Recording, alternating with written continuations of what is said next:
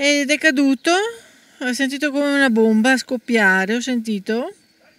Credevo mi fosse saltato il contatore, è saltato, però pensavo fosse una cosa mia, è esploso qualcosa, invece dopo sento urlare forte una ragazza che dice amore, aiutami, aiutami. Una bravata costata carissima al trentenne romeno salito sul traliccio dell'alta tensione, dove è rimasto folgorato da una scarica di 130.000 volt per farsi scattare una foto dagli amici che lo aspettavano ai piedi del pilone. Così, secondo le voci raccolte durante i concitati soccorsi, il fatto ieri sera intorno alle 21 in via Montegrappa a Maser. Quindi mi sono appunto recato in quest'area e ho trovato i vigili del fuoco, l'ambulanza che stavano soccorrendo proprio sto ragazzo. È in fin di vita e ricoverato in prognosi riservatissima al reparto grandi ustionati di Padova il trentenne romeno di Fonte che dopo essere rimasto folgorato è precipitato da un'altezza di 10 metri riportando ustione di secondo e terzo grado sul 45% del corpo, soprattutto arti e toraci, e la frattura vertebrale per la quale verrà operato domani